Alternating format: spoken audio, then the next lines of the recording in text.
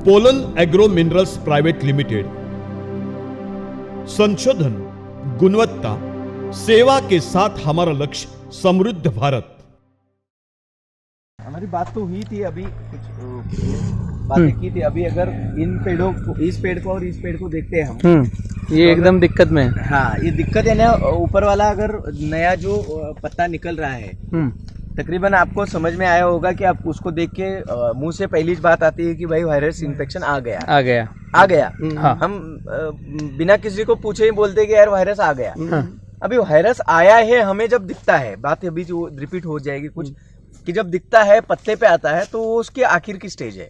अच्छा, जब ये कोई भी वायरस किसी पेड़ को, किसी आदमी को या किसी भी चीज को छोड़ने की अवस्था में जब आता है, तो उसके लक्षण बाहरी सिस्टम से दिखते हैं। तब तक उसके बाहरी लक्षण दिखते नहीं है। इंजर्ड हो जाता है, तकलीफ हो जाती है। आदमी को HIV हुआ है, तो एक वायरस है, वो जब बॉडी को खाना चालू करता है तब आदमी को समझ में आता है कि मुझे HIV हुआ।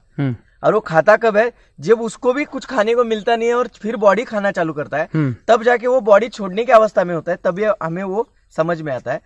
तो अभी ऊपर वाले पत्ते में ये तुरंत पकड़ में आया है और दिख रहा है कि अभी वहां कुछ ना कुछ सिम्टम्स है, जो सिम्टम्स वायरस से मिलती है और वायरस ही है। ये फैक्ट है, इसको हम ना नहीं बोल सकते। लेकिन इस चीज तक जाने के रास्ते कौन से हैं? अभी वायरस ये अचानक सरप्राइजिंग कहीं से आया नहीं है ना, आज के डेट में तो आया नहीं। ये पेड़ इतना बड़ा होने तक तो वायरस कहाँ था? अब कुछ क्यों के सवाल भी हमें ढूंढने पड़ेंगे। ये भी आपको अच्छे पत्ते दिखते हैं, ये अच्छे फ्रूट्स दिखते हैं, जैसे सेटिंग बैठी हुई है, लंबे फ्रूट आए हैं, सब कुछ सही है, जो इसमें कहीं भी वायरस दिखता नहीं है। हाँ? लेकिन जैसे ही अभी ऊपर ये समय आया कि ठंडी आई, जैसे ही ठंडी आई, ठंडी का मौसम धीरे धीरे आगे बढ़ता गया, सभी जगह से आवाजें आने शुरू हो जाएंगी। बारिश में बिगड़ेगा, downy mildew, powdery mildew, early blight, late blight, ऐसे फंगस डिसीज आ जाएंगे। बारिश में गड़बड़ होगी तो उसमें से निकल भी गए, लेकिन उससे जो भी बचे, फिर जाके ठंडी जैसे ही खत्म होगी, छतरी बिगड़ जाएगी और वहां पे आपको वायरस डिटेक्ट हो जाएगा। अभी जब भी किसी पेड़ में वायरस इन्फेक्शन आता है, तो उसका पहला रीजन होता है कि बॉडी के ऊपर आने वाला बार बार स्ट्रेस। जब तान अवस्था आती है बार बार, और इस हद तक वो तान अवस्था बढ़ जाती है कि बॉडी उससे सर्वाइव नहीं हो पाती है, तो जाके वो सारे डिसीज को इनवाइट करती है बोलो, या सारे डिसीज उसके अंदर होस्ट हो जाते हैं या एंटर कर देते हैं। तो एक समय होता है कि ठंडी के समय में जब ह्यूमिडिटी, एक्टिव ह्यूमिडिटी जो है वो बढ़ जाती है, यानी ह्यूमिडिटी बारिश में ज्यादा होती है, लेकिन ठंडी में उसमें से एक्टिव यानी सापेक्ष आर्द्रता जिसको बोलते हैं, वो जब बढ़ती है तो वायरल इन्फेक्शनों का दौर भी बढ़ता है, क्योंकि यहाँ पे पेस्ट जो है ये भी बढ़ते हैं। ऐसा ही एक समय आता है अगस्त सितंबर के बीच का, उसमें केले में वायरस आता है, और उसके बाद में ठंडी में पपीता में या साग सब्जियों में वायरस के दौर चलना शुरू हो जाते हैं। तो इसमें पपीता में आपने देखा होगा, तो ठंडी जैसे ही बढ़ेगी और ठंडी से कम होना शुरू हो जाएगा, तो आपको सारी जो ऊपर वाली पत्ती है एक वायरस से भरी दिखेगी, सिकड़ी हुई दिखेगी, और सब पत्तियां निकल के फिर वायरल इन्फेक्शन से बचना मुश्किल हो जाएगा। फिर एक पेड़ को बचाए, दूसरे को बचाए, तीसरे को, कि पूरा खेत ही वायरसमय हो जाता है। अभी ये आया कहां से, क्यों, और इसी वक्त में आया क्यों? तो इसके भी सवाल के जवाब अगर हमारे पास हो, तो आने वाले समय में उसको आने से पहले हम प्रोटेक्ट कर सकते हैं या आने नहीं दे सकते। करेक्ट। तो ये आया कैसे? जो मैंने आपको बोला कि इसके ऊपर की जो स्ट्रेस है, तान है, ये अवस्था ही उसको जिम्मेदार ठहराती है कि वो एंटर करे। अगर उसके ऊपर स्ट्रेस नहीं है, तो आप अगर कुछ पेड़ के ऊपर मैं आपको नजर डलवा रहा हूं, तो ऐसे भी कुछ पेड़ है जिसके अंदर फ्रूट ही नहीं है, वहां पे वायरस क्यों नहीं है? समझने वाली बात क्या है कि ऐसे भी कुछ पेड़ है जिसके यहाँ फ्रूट, नीचे वाले फ्रूट है नहीं, वहां पे वायरस है नहीं। समझने वाली बात समझ में आ रही है? सही है। अभी वो पेड़ जिसके ऊपर फ्रूट है, तो ऊपर वाले छोटे छोटे हैं, नीचे वाला एक भी फ्रूट बचा नहीं है। तो ऐसे फ्रूट जो पेड़ है, इसके अंदर वायरस डेवलप क्यों नहीं हुआ? आया तो सभी खेत में है, हाँ। सभी खेत में आया है, लेकिन उन पेड़ों में आपको देखने जैसी, समझने जैसी या सीखने जैसी बातें क्या है कि इन पेड़ों ने इस वायरस को अपने बॉडी के अंदर ग्रो होने नहीं दिया या डेवलप होने नहीं दिया। बॉडी में तो गया, वो पेस्ट के जरिए गया होगा या अदर माध्यम की वजह से वो इसके अंदर गया तो है, लेकिन उन पेड़ पौधों ने उस वायरस से लड़ने के लिए वो अपने अंदर की जो एंटी सेल है इसको ऐसे तैयार किया है कि वो वायरस के सामने खड़े हैं। तो बढ़ा लिया। हाँ, तो अभी कितने बार भी वायरस उसके ऊपर आए वो उसको डेवलप होने नहीं देगा। तो एनवायरमेंट को आप बदल नहीं सकते, बदलने के अपने आप में एक ही आवश्यकता है कि पेड़ ऐसे बनाओ कि जो पेड़ वायरस को बॉडी के अंदर डेवलप होने ना दे। पेड़ ही स्ट्रोंग रहे, अन्न ही दवाई है, अन्न ही और दवाई है। न्यूट्रिशन ही इस हद तक मैनेज करो कि ये न्यूट्रिशन बॉडी के अंदर ऐसी एंटीबॉडीज बनाए कि जो एंटीबॉडीज वायरस को बॉडी के अंदर ग्रो होने ही ना दे या डेवलप होने ही ना दे। क्योंकि ऐसे हम देखते हैं तो जिनके ऊपर जो फ्रूट है वो पुराने फ्रूट अभी भी बाकी है और वो डेवलप होने की कंडीशन में है, मैच्योरिटी की कंडीशन में, वो क्या कर रहे हैं कि ठंडी के मौसम में, जैसे अभी ये पेड़ है इसमें इंजुरी है, इंजुरी की वजह से और नीचे वाले 2 फ्रूट की वजह से इसमें वायरल इन्फेक्शन डेवलप हो गया। अगर इसमें ये वायरस 2 फ्रूट नहीं होते तो उस इंजरी के बाद भी ये जो पेड़ है इसमें वायरस ग्रो नहीं होता। तो वो क्या करता, इसको जो ग्रो करने के लिए जो उसको न्यूट्रिशन चाहिए था वो न्यूट्रिशन एंटीबॉडीज बनाने के लिए यूज करता और एंटीबॉडीज बना के वायरस को अंदर एंटर नहीं होने देता। यही एंटर भी हो गया तो उसको ग्रो होने नहीं देता। तो ये समझने वाली बात है कि पपीता जो है ये बॉडी होल एंड पोल बॉडी है जो पूरी तरह से अंदर से खाली है, बॉडी में स्टोरेज नहीं होता है। तो किसान भाई ये करे कि जैसे ही समय बदल रहा है, समय जैसे हंगाम बदलता है वैसे ही आपको भी बदलाव की आवश्यकता है। और उस बदलाव के साथ पपीता जैसा जो सेंसिटिव क्रॉप है उसमें स्टेज क्या है, आवश्यकता क्या है और हमें देना क्या है, इन 3 चीजों को एक साथ एक प्लेटफॉर्म में अगर सोचे, उसके ऊपर स्टडी करे और फिर अगर न्यूट्रिशन मैनेजमेंट आप सही ढंग का करे तो आपको इससे बचना हो सकता है। तो करना क्या है? हाँ। ठंडी के बाद आना है, प्रैक्टिकल है। इससे करना क्या है? तो करने वाली बात एक ही है कि जो किसान जनरली हम देखते हैं तो अप्रैल मई महीने के बीच यानी मार्च अप्रैल के बीच में ही हम प्लांटेशन करते हैं। ठीक है, इसका जो सेटिंग का दौर जो है, फ्रूट सेटिंग का दौर और फ्रूट में प्री मैच्योरिटी आने का दौर जो है वो ठंडी में ही आना है। ठंडी में आना, वो कोई चेंज कर नहीं सकते, करेक्ट है। वो भी हम चेंज करने जाएंगे तो हम समय बेच नहीं पाएंगे। तो ये भी सही है, अभी ठंडी है और फ्रूट की साइज बैठ रही है, दोनों चीज साथ में होगी, साथ में हो जाएगी। उसको अनाज की जरूरत ज्यादा है और मिलेगा कुछ नहीं। तो बॉडी में धीरे धीरे स्ट्रेस बनना चालू हो जाता है। जैसे स्ट्रेस बनना चालू हो जाएगा, बॉडी क्या करेगी कि बॉडी के अंदर के स्टोरेज फीड को एंटीबॉडीज में यूज करेगी, फिर एंटीबॉडीज में भी नहीं हो गया तो फ्रूट स्टोरेज में यूज करेगी यानी फ्रूट के साइज में। और जैसे फ्रूट अगर साइज बनाने चालू कर गए तो उसके बाद लेकिन बॉडी अपनी एंटीबॉडीज बना नहीं पाएगी क्योंकि मिलना बंद है, कंजम्पशन ज्यादा है। तो इसमें बॉडी धीरे धीरे ओवर स्ट्रेस में चली जाएगी। और जैसे ही ओवर स्ट्रेस में चली जाएगी और जैसे ही एक बड़ी ठंडी की लहर आ जाएगी, तो स्ट्रेस में बनी हुई बॉडी के बाहर के सेल, बाहर की पेशियां जो ऑलरेडी स्ट्रेस में चल रही थी बॉडी और बाहर की पेशियां भी स्ट्रेस में चल रही थी, उसमें एंटीबॉडीज भी नहीं है और एक ठंडी की लहर आ गई तो ये सारे पेशियों को तोड़ देगी। अब जैसे ही पेशियां टूट जाएंगी तो सारे पत्ते नीचे वाले पीले हो जाएंगे। पीले होके फिर बॉडी में बचा कुचा अनाज भी जो है वो भी डिस्ट्रॉय हो जाएगा और पूरी तरह से बॉडी फिर इन्फेक्टेड होना चालू हो जाएगी। जैसे इसकी जो पेशी टूट गई, जैसे हमारा मुंह जल जाता है ठंडी की वजह से, लू लग जाती है और धीरे धीरे हमारा जो स्किन है फट जाती है और वहां पे ठंडी का असर हो जाता है तो हम खाना नहीं खा पाते। करेक्ट है, क्योंकि ये इन्फेक्शन हो गया ना, पहले ठंडी ने तोड़ा उसके बाद उसमें इन्फेक्शन बनेगा। करेक्ट है। तो बॉडी क्या करती है कि जैसे ये पीले पत्ते नीचे वाले हो जाएंगे और ये जैसे नीचे वाला पीला पत्ता हो गया, इसमें कुछ हुआ नहीं है, इसमें जो ठंडी की लहरें चली, इस लहरें की वजह से बाहर की जो सेल वॉल थी वो टूट गई और जो स्ट्रेस वाली पेशियां थी उसको जो ठंड की जो हवा की जो लहर चली उन्होंने तोड़ दिया। जैसे टूटा ये पीला हो गया। पीला हो गया यानी क्या हो गया, इसके अंदर जो भी स्टोरेज था वो भी खत्म हो गया और पूरी तरह से पेशियां मर गई। ठीक है। अभी इसके बाद से इसकी पेशियां मरी हुई है, तो अभी इसके बाद इसमें इन्फेक्शन बनेगा। तो प्राइमरी लेवल पे इसमें इन्फेक्शन आएगा, फंगल डिसीज। क्यों आएंगे? क्योंकि बॉडी में रेडीमेड न्यूट्रिशन पे जो भी डिसीज आते हैं वो फंगल या बैक्टीरियल होते हैं।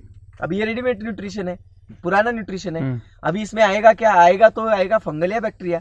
अभी एक तो बॉडी खाली है, स्ट्रेस में है, फिर ठंडी आई, फिर खाना नहीं मिल रहा है और फिर ऊपर से इन्फेक्शन आ गया, तो बॉडी पूरी तरह से अपनी जो कंट्रोल है वो खो बैठेगी और जितनी बची कुछ एंटीबॉडीज है वो भी टूट जाएगी। जैसे ही पूरी एंटीबॉडीज खत्म हो जाती है बॉडी में, उसी वक्त में सारे प्रकार से वायरल इन्फेक्शन उसमें एंटर करना शुरू कर देते। जो भी एंटर है ऑलरेडी वो ग्रो होना चालू हो जाते हैं। क्योंकि ये बढ़ते कब है? अभी जो एंटीबॉडीज किसको बोलते हैं वो मैं समझाता हूँ। एंटीबॉडीज यानी क्या? जो एंटी मतलब रोग प्रतिरोधक क्षमता जो होती है, हाँ, जो रोग प्रतिकारक क्षमता बनाती है, यानी रोग प्रतिरोधक ऐसी जो पेशियां है जो रोग प्रतिरोधक होती है उसको बोलते हैं मास्टर सेल। इम्यूनिटी हाँ, जो इम्यूनिटी बढ़ाता है। इम्यूनिटी बढ़ाता है यानी क्या? रेजिस्टेंस यानी क्या? यानी क्या? ये ऐसी पेशियां, जो पेशियों के अंदर एक ऐसी चीज है जो चीज आपकी पूरी कुंडली जानती है, यानी आपकी पूरी सिस्टम जानती है, और वो पेशियां क्या करती है? आपकी एनर्जी को पूरी तरह से डाइवर्ट करती है। तुरंत यहाँ भागना है, यहाँ भागना है, ये इसको बोलते हैं इम्यूनिटी। इम्यूनिटी यानी क्या? जो हर चीज, जैसे हम मेहनत कर रहे हैं, पहले दिन व्यायाम करेंगे, काम करेंगे तो थोड़ा दर्द करेगा, दूसरे दिन करेंगे तो कम करेगा, तीसरे दिन करेंगे तो बंद हो जाएगा, आदत हो जाएगी। आदत होना यानी क्या? उन पेशियों में, डीएनए में वो लिखवा देता है कि इतनी एनर्जी, यानी इतनी बॉडी में से ऊर्जा जो है इस काम में लगानी है। तो आपको उसके बाद थकान आएगी नहीं। थकान नहीं आएगी तो वहां की पेशियां सेंस करेंगी नहीं। सेंस नहीं करेगी तो आपको तकलीफ नहीं होगी, दुखेगा ही नहीं। समझ में आ रहा है? तो ये जो चेन है, इस चेन में एंटीबॉडीज यानी क्या कि ऐसी पेशियां जिसको मास्टर पेशी बोलते हैं, जिसमें डीएनए का पूरा स्ट्रक्चर है आपका। और ऐसी पेशियां जब तक बॉडी में पैदा है या बॉडी में है, तब तक कोई भी फंगस, कोई भी बैक्टीरिया या कोई भी वायरस बॉडी के अंदर ज्यादा समय तक सर्वाइव नहीं होता है। क्योंकि क्या करती है? ओरिजिनल वो उसके पास है ना, मास्टर है वो क्या करती है? ऐसी ही अपनी पेशियों को क्लोनिंग करती है और आरएनए बनाती है। और जैसे ही वो आरएनए बनते हैं तो बॉडी के अंदर इस आरएनए को और इस डीएनए को छोड़ के बाकी जो कुछ है वो बॉडी से बाहर निकालने चालू कर देती है। तो जैसे ही निकलेगा, वो निकलेगा क्या? वेस्ट। वो वेस्ट क्या है? आपकी इन्फेक्शन है, वो बॉडी से बाहर निकाला जाएगा। इसको बोलते हैं एंटीबॉडीज। इससे बॉडी ऐसे किसी भी प्रकार के इन्फेक्शन से बाहर आती है। कैसे आती है? तो ऐसे आती है। तो ये एंटीबॉडीज है। इसीलिए बॉडी पे पहले स्ट्रेस ना आए, ये काम करो। ठंडी के बाद भी बॉडी बाहर आने के समय में बॉडी के ऊपर स्ट्रेस कैसे कम किया जाए, इसका ध्यान दो। तो बॉडी आपको स्ट्रेस फ्री रखनी है, तो इसके लिए करे क्या? तो जैसे जैसे ठंडी बढ़ती है वैसे वैसे आपका पानी बढ़ना चाहिए। अच्छा। जैसे ठंडी बढ़ी, आपका पानी इधर पानी होना चाहिए। बहने दो, कोई देखने की आवश्यकता नहीं। तो ये क्या करता है? आपके रूट को डिस्ट्रॉय होने से बचा देता है। क्योंकि ठंडी के समय में पानी के अंदर ही ऊर्जा सीमित बची होती है, बाकी सभी की ऊर्जा खत्म हो जाएगी। ठंडा पड़ेगा सब कुछ, खाली पानी ही गर्म रहता है। और आप लाखों लीटर पानी जब जमीन में डालोगे तो जमीन गर्म रहेगी, क्योंकि पानी के अंदर ही ऊर्जा है, बाकी सब तो ठंडा पड़ा है। तो मूली बंद नहीं होगी। तो यही पानी जब आपके खेत की जो अगल बगल की टेम्परेचर है उसको अप करेगा। और जैसे अप करेगा, पेशियों को भी प्रोटेक्शन मिलेगा और बॉडी को प्रोटेक्शन मिलेगा, रूट को प्रोटेक्शन मिलेगा। तो खाना लेने का बंद भी हो जाएगा तो स्ट्रेस तो नहीं आएगा ना। हाँ, सही। हाँ, ज्यादा पानी से खाना बंद हो जाता है। बंद होगा, लेकिन ठंडी का असर तो नहीं आएगा ना। तो ठंडी का असर नहीं आया तो स्ट्रेस नहीं आया। स्ट्रेस नहीं आएगा तो भी उसको खाना भी नहीं मिलेगा, तो भी उससे नुकसान ज्यादा नहीं होगा। वो ज्यादा खाना खा ही नहीं रहा है। ठंडी में उसको एनर्जी भी कम चाहिए। वो ठंडी को ठंडी काटेगा। करेक्ट। तो ये जो चीज है, ये चीजों में बदलाव, एक तो पानी का नियोजन, दूसरा ठंडी के समय में फ्रूट अगर नीचे वाले आपके कौन से साइज पे है, कौन से अवस्था में है। अगर फ्रूट बॉडी के अंदर ऊपर ज्यादा है और उसमें साइज बैठने की अवस्था है, यानी प्री मैच्योरिटी की अवस्था है, तो आपको ये भी दिमाग में रखना है कि इसको जल्दी जितना हो सके जितना जल्दी हो सके उतना जल्दी इसको प्रोटेक्टिव मूवमेंट पे ले जाए। वो कैसे होगा? तो प्रोटेक्टिव मूवमेंट में ले जाने का सिस्टम क्या है, उसके फ्रूट की जो ग्रोथ है उसको रोक दो समय के लिए। अच्छा जितना हो सके रोक लो, उसके बाद एक हफ्ते में आप जितना चाहे बड़ा करके बेच सकते हो। अच्छा तो उसको रोकना है कि वो बॉडी का ज्यादा से स्टोरेज कंज्यूम ना करे। इसके लिए क्या करना है वो समझने की आवश्यकता है। अच्छा तो 2 से 3 बार, जैसे ठंडे आने के समय शुरू होता है तो 2 से 3 बार 24-24-0 अमोनियम मॉलिब्डेट और उसके साथ यूरिया 2 से 3 बार ठंडी के आने से पहले ही ड्रिप से चलना चाहिए। अच्छा तो जोरों जोरों से बॉडी क्या करेगी, ग्रोथ पे चली जाएगी। ग्रोथ पे जैसे ही चलना चालू होगी, जैसे ही वापिस रीग्रोथ पे बॉडी चलना चालू हो जाएगी, तो बॉडी सबसे पहले काम क्या करती है कि पुराने फ्रूट की जो ग्रोथ हो रही है उसको रोक लेती है। तो जैसे ही पुराने फ्रूट की ग्रोथ रोक लेगी तो ठंडी में भले उसके बाद ग्रोथ रुक भी जाएगी, तो लेकिन फ्रूट की ग्रोथ वहां पे रुकी हुई है तो बॉडी के ऊपर स्ट्रेस नहीं बनेगा। तो जो फ्रूट तो भरे पड़े हैं लेकिन साइज में नहीं आ रहे, नहीं चाहिए मुझे, ये समय मुझे निकालना है। जैसे ही ठंडी खत्म हो जाएगी, ठंडी निकल जाएगी, गर्मी आना शुरू हो जाएगी, आपको इसके बाद 05234 0050 और फिर हल्का सा अमोनियम मॉलिब्डेट फिर एक बार 100 ग्राम दे दिया, तो फिर नाइट्रोजन का प्रभाव बॉडी में बढ़ेगा। तो तुरंत 10 से 15 दिन में ही सारे फ्रूट इतने साइज में दबा के आ जाएंगे कि फिर आपको हार्वेस्टिंग करना ही करना है, और उसी समय में रेट भी है। ठीक है ना। तो ये बेसिक चीजों को आपको समझना है। न्यूट्रिशन मैनेजमेंट, वाटर मैनेजमेंट, ये दोनों चीजों को एक साथ समय के हिसाब से और समय के लिए अगर यूज किया जाए तो आप कोई भी क्रॉप को किसी भी सिचुएशन से बचा भी सकते हो, प्रोटेक्ट करके आगे भी ले जा सकते हो।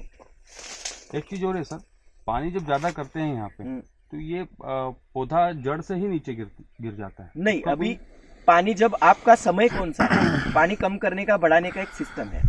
जैसे ठंडी की लहरें है, लहर आती है इंडिया में तो पहले 4 दिन की आएगी, 1 दिन रुक गई तो 4 दिन तक रुकेगी, 4 दिन रुक गई तो 7 दिन रुकेगी, 7 दिन रुक गई तो 11 दिन रुकेगी। ये लहरों का समय है। ये लहरें चलती है 1 से 4, 4 से 7, 7 से 11 दिन। ये समय अगर आया तो आज तक हमने देखा है 11 दिन से ऊपर कभी ठंडी एक साथ चली नहीं। आई ठंडी और 11 दिन तक लगातार चल रही है, ऐसा नहीं होता है। 4-5 दिन आएगी, फिर ड्रॉप हो जाएगी, फिर ड्रॉप आएगी, फिर ड्रॉप हो जाएगी। ठीक है, तो ये समय की लहर जो है, इस लहर से हमें बचाना है। तो उसी समय पानी बहना है, ज्यादा करना है। हम गड़बड़ क्या करते हैं, जो पानी समय पे, जो गलत समय पे ज्यादा देंगे तो दिक्कत क्या आएगी, वो पानी डिस्टर्ब भी करेगा। तो उस ठंडी के समय में पानी की बहने की सिस्टम जो है वो भी कम हो जाती है। पहली बात, डेंसेबल हो जाता है। दूसरी बात, जब ठंडी का समय लहर 4 दिन की है तो 4 दिन लगातार आप हर दिन पानी चलाओ, मैक्सिमम पानी 4 घंटा 5 घंटा, भले बह भी जाए कोई चिंता नहीं। जैसे ही ठंडी का लहर खत्म हो गया फिर 50% दूसरे दिन, 100% तीसरे दिन पूरा बंद कर दो। जैसे ही पानी बंद करना है तो आखिरी दिन में आपको 200 से 500 ml ईथर या अल्कोहल पानी के साथ छोड़ देना है। जैसे पानी के साथ अल्कोहल आपने छोड़ दिया, पानी को वो और हल्का करेगा और बेड से जितना भी बचा हुआ पानी है उसको भी बाहर निकाल के उसको बह के बाहर निकाल देगा। तो उसके 2 से 3 दिन में फिर आप देखो कि पूरा खेत सूखा हुआ है। तो इस सिस्टम को, टेक्नोलॉजी को भी उसके साथ यूटिलाइज करना है, समझ गए। तो पानी ज्यादा भी होगा और बाहर भी निकल जाएगा, ठंडी से बचाया भी, अभी पानी का नुकसान कम भी किया। ठीक है। जो एक प्रश्न था उसमें कुछ मैंने ये समझा है कि बारिश में ये कॉलर रॉड से गिरता है, जैसे ये पौधे में इंजर आई ना, ऐसे यहाँ पर वो फंगस आएगा और गिरेगा। भैया जो पूछ रहे थे ज्यादा पानी का, जैसे ये पौधे पे इंजर्ड है तो यहाँ से चोकिंग होकर के पूरा एक सफेद सफेद कुछ निकलेगा, पल निकलेगा, और उसको थोड़ा भी हाथ लगा तो गिर जाएगा या वो खुद सेल्फ से भी गिर जाएगा। वो सवाल है आपका कि पानी ज्यादा होने से गिरता है, मूड जड़ से गिरते हैं, ऐसे बोला ना। कुछ पौधे जड़ से भी, जड़ से भी होते हैं और कुछ कॉलर रॉड से भी। जैसे आप पपीता लगा रहे हो तो समय जो अप्रैल मई का चलता है, अप्रैल मई के बाद जब पेड़ पौधे इतने इतने हो जाएंगे, ठीक है, उसके बाद हमारा ए पोर्शन होता है कि पहले पपीता की जो स्किन है, ये स्किन ग्रीन होती है, ये आपको दिखती है। ये ग्रीन जैसे मैच्योर हो जाएगी, ये धीरे धीरे धीरे धीरे उसमें जाली पड़ना चालू हो जाएगी। इस जाली को आप हटाओगे तो अंदर वापस ग्रीन है जी, दिख रहा है आपको। इस जाली को हटा के देखो अंदर क्या है, फिर से ग्रीन है, ग्रीन है, समझना है। ठीक है, ये फिजियोलॉजी को, ये मैच्योरिटी के ऊपर की स्किन है, इसको क्या बोलते हैं, मैच्योर सेल वॉल। अच्छा। इस मैच्योर स्केल वाले ने स्किन, ये स्किन ही आपके बाहर के वातावरण से इसको बचा रही है, पौधे को बता। पौधे को क्या कर रही है, बचा रही है। अगर ये ग्रीन रहा तो स्किन ओपन है, इंजर्ड होगा फिर। हाँ ओपन सेल वॉल है। अच्छा अच्छा। ओपन है तो डायरेक्ट इधर इन्फेक्शन चलना पॉसिबल है। एनवायरमेंट चेंज हो गया, कुछ भी गड़बड़ होगी तो इन्फेक्शन बैठना ही बैठना है। इसीलिए पत्तों में इजीली इन्फेक्शन आते हैं, क्योंकि उसके ऊपर कुछ जो लेयरें हैं वो मैच्योर सेल वॉल की नहीं है। अच्छा, ये यहाँ टॉप से, ठीक है, समझ रहे हो। तो ये स्किन जो है इसको और मैच्योर करना है। कई कई जगह पे ग्रीन बची है, देखो क्यों बची है, क्योंकि वहां तक लाइट पहुंची नहीं है। अच्छा। और लाइट नहीं पहुंचेगी तो मैच्योर नहीं होगी। अच्छा। समझ गए आप। तो इस बारिश तुरंत चालू होने वाली है और ये मैच्योर भी नहीं हुई है, तो करना क्या है, तो आर्टिफिशियल लाइट दो।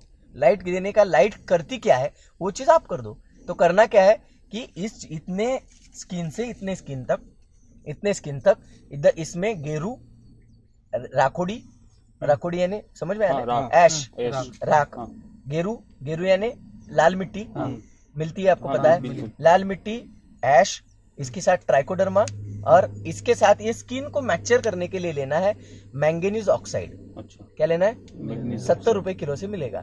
इस मैंगनीज ऑक्साइड 5 ग्राम पर लीटर में लेना है। इसका घोल बनाओ और इससे इसको पेंट करो। इतने जहां से इन्फेक्शन बैठने का समय, ये जमीन से इतना एरिया 1 फीट का भी दायरा, इसको जैसे ही पेंट करोगे तो ये पूरी तरह से लेप बना के बैठेगा। जो ऑक्साइड्स है यहाँ के मैक्सिमम ऑक्सीजन को रिमूव कर देंगे, ऑक्साइड्स में कन्वर्ट कर देंगे। जैसे ही इसके ऊपर के ऑक्सीजन रिमूव हो जाएंगे, बड़े अपने आप जाली बना के मैच्योर हो जाएगी, क्योंकि ऑक्सीजन है इसलिए पेशी जिंदा है। ऑक्सीजन नहीं दोगे तो पेशी मर्ज होगी, ऊपर निकल जाएगी। इसमें लगाया था सर बोर्डो मिश्रण, आपने वो सॉल्यूशन लगाया, हाँ, वो मैच्योरिटी आने के काम बाद। करेगा अच्छा, वो मैच्योरिटी का नहीं। उसका क्या मतलब है, वो जब आता है तो आप फंजीसाइड डाल दो। अच्छा, अभी इधर आया ही नहीं कुछ, आना ही नहीं चाहिए उसके लिए, ये उसके लिए करना है। ट्राइको हमने डाला क्यों, क्योंकि कई फंगल इन्फेक्शन उसी सॉल्यूशन में बैठ भी जाए तो वो कैरी ना हो। समझ गए। एक सर ये बेड अपना अभी आपके नजर में कैसा है? परफेक्ट है, परफेक्ट है, एकदम परफेक्ट। और बेड ऐसा ही होना है, बेड यही तरीके का बेड और यही बेड है। केले में भी ऐसा ही चाहिए, डबल ड्रिप और इसी तरीके से, तो वो और बेस्ट होगा। कोई भी क्रॉप को बेड ऐसा ही होना चाहिए, भले साग सब्जी भी लगाओ, अच्छा। बेड ऐसा ही होना चाहिए। बेड सोने की जगह, बेड ही हाँ, बेड और ये ड्रिप को यहाँ से ये सही दूरी है इसकी? नहीं, अभी देखिए ये बाउंड्री पे आपने रखा था। अच्छा, कि ये यहाँ से 11 इंच, केले में आप रखोगे 12 इंच के बाहर जी, और पपीता में रखोगे 9 से 11 इंच। ये दायरे हर एक के फाइनल है, इसी दायरे से वो खुराक लेता है। 1.5 फीट के दायरे में से केला खाना लेगा, पपीता लेता है तो 2.5 फीट के दायरे में भी लेता है। अच्छा, तो इसीलिए पपीता में डिस्टेंस भी बढ़ गया तो कोई नुकसान नहीं। लेकिन ये अगर आप इसके इस दायरे से यहाँ ले जाओगे तो इसमें गड़बड़ भी ये है, दूसरी एक गड़बड़। अगर कड़क आ गया ना यहाँ पे, हाँ, ये न्यूट्रिशन यहाँ पे आ रहा कड़क पे जी, और ये यहाँ रहा तो ये मॉइस्चर और नमी और रूट यहाँ पर ज्यादा हो ये जो होता है इसमें माइक्रो क्लाइमेट कंडीशन बनाने का एक तरीका होता है कि हम भी बनाए माइक्रो क्लाइमेट कंडीशन जिसका इसको फायदा हो। तो इसको फायदा कैसे दे सकते हैं, जिसमें सीड से बने हुए जो एनुअल क्रॉप है, इसमें नेटवर्क जो है वो लंबा चौड़ा 5.5-6 फीट का नेटवर्क रहता है। अच्छा, तो 5.5-6 फीट के नेटवर्क के हेतु से हम अगर मैक्सिमम प्रयास करें कि इसको 9 से 11 इंच में रखे, तो 9 से 11 इंच यानी थर्ड तक पानी का बहाव खत्म हो गया। तो ये 9 से 11 इंच इधर रखा तो इधर तक पानी आएगा, पेड़ में नहीं चढ़ेगा, टच करेगा नीचे तक, हाँ ऊपर नहीं जाएगा, करेक्ट। फिर 11 इंच इधर तक जाएगा। अभी जैसे जैसे हम इसको दूर करते जाएंगे तो यहाँ पे फिर ये जड़ों का जैसे साइज बढ़ेगा, यहाँ जमीन में क्रैकिंग आना चालू हो जाएगी। और जब बारिश आएगी तो फिर उसमें पानी बैठ जाएगा, फिर सडन आएगी, फिर आपके रूट डिस्ट्रॉय होना शुरू हो जाएंगे। एक समस्या इसमें, जैसे अपन यहाँ पानी चलाते हैं तो अधिक फल लगा हुआ पौधा और हवा चलती है तो पौधा टेढ़ा हो जाता है।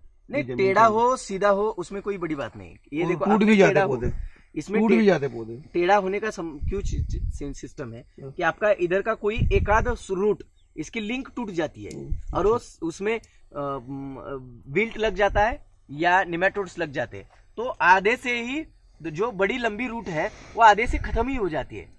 जैसे धागे धागे तक सड़न बैठती है, लेकिन पूरा फिर बॉडी ताकत लगा के उस इन्फेक्शन को क्योर करती है, तो वो इन्फेक्शन आगे नहीं बढ़ता है, लेकिन उसकी ग्रिप नहीं रहती, तो फिर वो टेढ़ा होके झुक जाता है।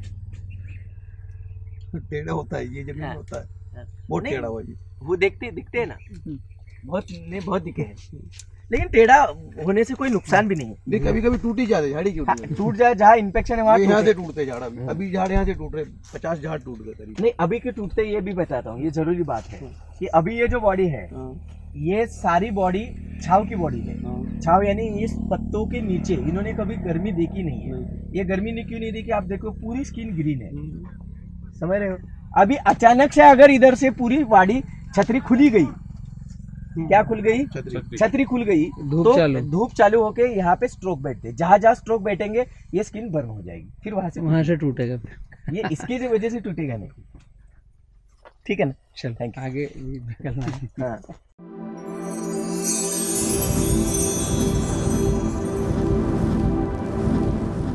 Pollen agro minerals private limited संशोधन, गुणवत्ता, सेवा के साथ हमारा लक्ष्य समृद्ध भारत।